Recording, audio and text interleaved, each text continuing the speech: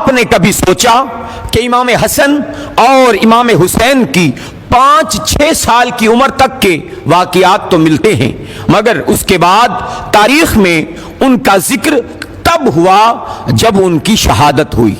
کئی نامور اصحاب جیسا کہ حضرت سلمان فارسی کہ جس کے بارے میں نبی کریم نے فرمایا کہ اگر علم ثریا ستارے پر بھی ہو اہل فارس وہاں پہنچ جائیں، حضرت ابو ذر کہ جنہیں زمین پر سب سے سچا انسان قرار دیا، حضرت مقداد کہ جن کی جنت مشتاق ہے، حضرت ابو ایوب انصاری کہ جو نبی کریم کے مدینہ میں میزبان تھے، حضرت جابر بن عبداللہ انصاری کہ جو نبی کریم سے لے کر ان کی 5ویں نسل تک حیات رہے، حضرت عمار بن یاسر کہ جن کی شان میں آیات نازل ہوئی، حضرت بلال حبشی کہ جو مؤذن رسول تھے۔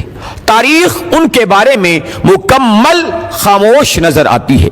ایسا لگتا ہے کہ جیسے نبی کریم کے وصال کے بعد وہ اس دنیا سے غائب رہے اور بس شہادت یا وفات کے وقت دنیا میں کچھ دیر کے لیے آئے۔ آخر کہیں تو کچھ غلط ہوا ہے کہ ان شخصیات کا ذکر کرنا عیب سمجھا گیا، اور دوسری طرف جو افراد نبی کریم کے وصال سے 2 سال قبل مسلمان ہوئے ان کی سوانح عمری سے تاریخ بھری نظر آتی ہے۔ نبی کریم کے وصال کے بعد ایسا کیا ہوا کہ ان کی آل اور بہت سے اصحاب کو تاریخ نے مکمل نظر انداز کر دیا؟ کہاں کچھ غلط ہوا کہ نبی کریم کے وصال کے بعد ان کی آل کے کسی بھی فرد کی طبعی وفات نہ ہوئی؟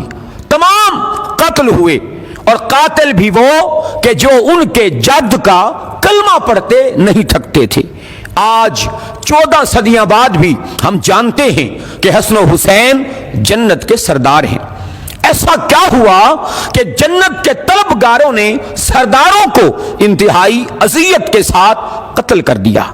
مورخ نے آخر ان تمام ہستیوں کو اتنا غیر اہم کیسے سمجھا کہ تاریخ اسلام میں ان کا حصہ ایک صحابی جتنا بھی نہیں رکھا؟ کربلا اچانک نہیں ہوئی، ایک طویل نفرت تھی جو دلوں میں پنپ رہی تھی۔ جوں جوں وقت گزرتا گیا نفرت بڑھتی رہی، اور ہر ہستی کے بعد دوسری ہستی پر پہلے سے زیادہ ظلم ہوتا نظر آیا۔ اتنی نفرت کہ اس مقدس گھرانے کی مطہرات پر ظلم کرنے سے بھی نہ چوکے۔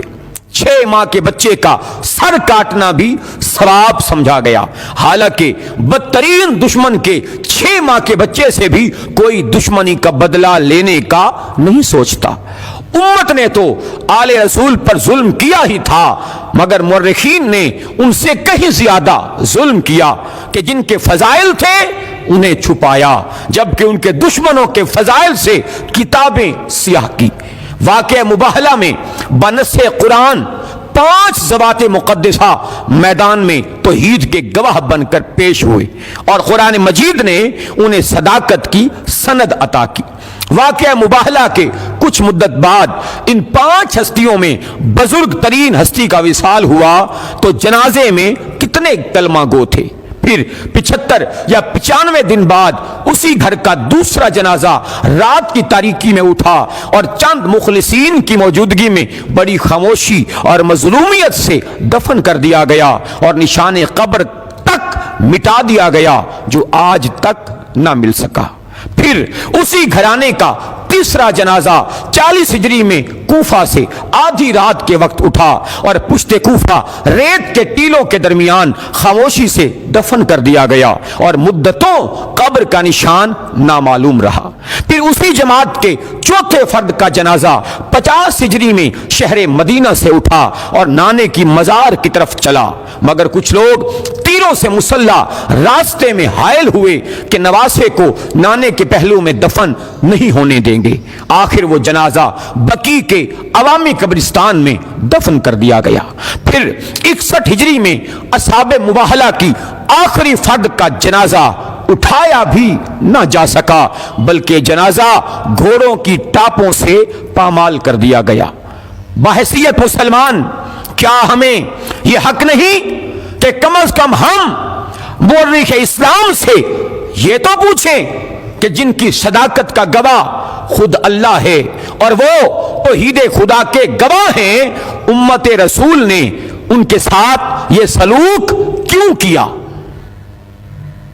اس ویڈیو کو لائک کریں، شیئر کریں، کمنٹ کریں اور میرے اس چینل کو سبسکرائب کریں اور پیج کو فالو کریں۔ اللہ تعالیٰ آپ پر اپنا فضل و کرم عطا فرمائے، آمین۔